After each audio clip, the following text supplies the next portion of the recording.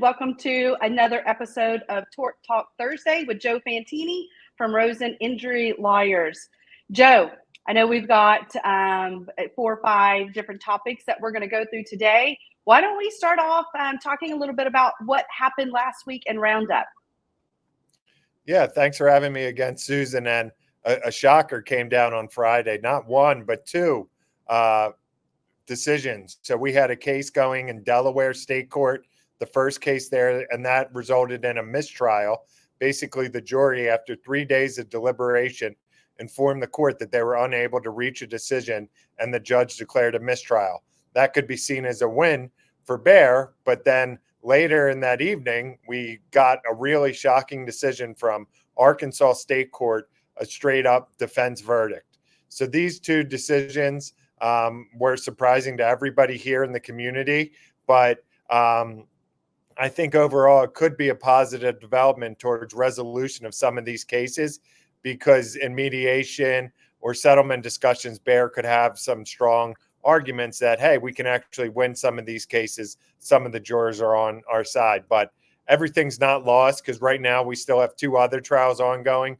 One here in Philadelphia, my hometown, where already some very large verdicts have been secured, and then another trial is going on out in California. So expect verdicts to come down in about 2 weeks, and I'm feeling really confident those will be 2 plaintiff verdicts, but we have another 10 trials set for the rest of this year.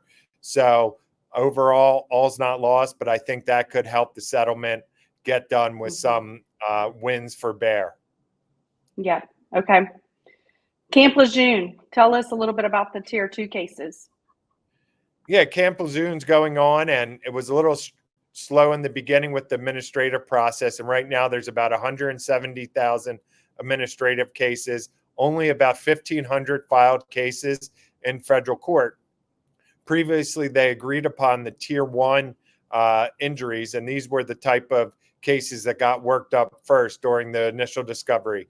And so that's nearing completion, and those are the trials that are going to go off first, hopefully later this year.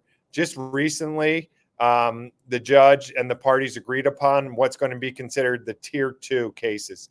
So these are going to be cases where the science might not be as strong, and it seems like the government's going to fight and push back a little bit about some of these injuries being related.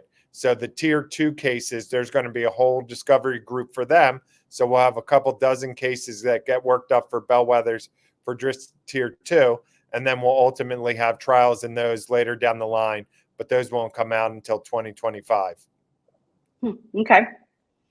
CPAP, we haven't heard much about CPAP lately. What's going on?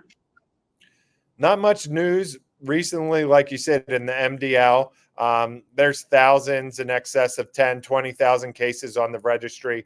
There's only about 700 cases filed in the active MDL docket. But you remember, a couple weeks ago, CPAP Phillips agreed to stop selling the devices, and there's been settlement discussions going on behind the scenes. We've all been eagerly awaiting this upcoming March case management conference, where we're going to get a lot of important information and deadlines.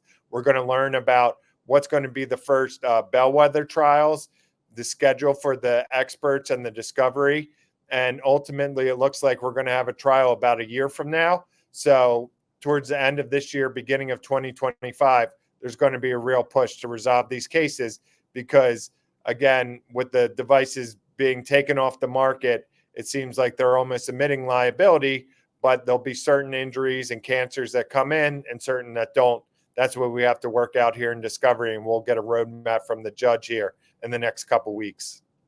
Okay. What's going on? What's the latest on Suboxone? Suboxone is one of the new MDLs. We have the initial case management conference coming up on March 7th. And in preparation for the case management conference, the judge asked those who wanted to be part of plaintiff leadership to submit an application. A joint motion was submitted for a proposal last week, and that will go in front of the judge on the 7th, and then we'll likely have an order establishing leadership there before the end of March. There's about 50 cases filed in the litigation right now. We're expecting about 10,000 total before everything's all done. But remember, we had a warning change in this litigation. So it's similar to CPAP, where liability might not be at dispute as much as some of the other litigations we're fighting on. And lastly, do you have any updates on the Uber cases? Uber, we saw a big development with the master long form complaint was filed. So when the MDLs get off, typically we see a master complaint, and that's what we just got in Uber here. So this is a complaint that's going to cover all of the plaintiffs that end up participating. And some of the main takeaways were that it's alleged that since 2014, Uber's been aware of these sexual assaults. They didn't properly hire and screen the drivers that they were hiring. They also ignored these complaints and didn't do anything about it, which put the drivers at risk. In the master complaint, they also highlighted some of the things that Uber's done more recently about background screening that wasn't done earlier on. So what we're going to see next here is Uber's likely going to file a response, which would be a motion to dismiss this master complaint. We'll hear that probably during the summer, get a ruling. But while that's ongoing, there'll be negotiations about a short form complaint. So this litigation really is going to pick up steam here coming up in the summer. A couple hundred cases filed so far. Awesome. Joe, thanks for bringing us this week's insights and updates on these torts. Thanks for having me, Susan.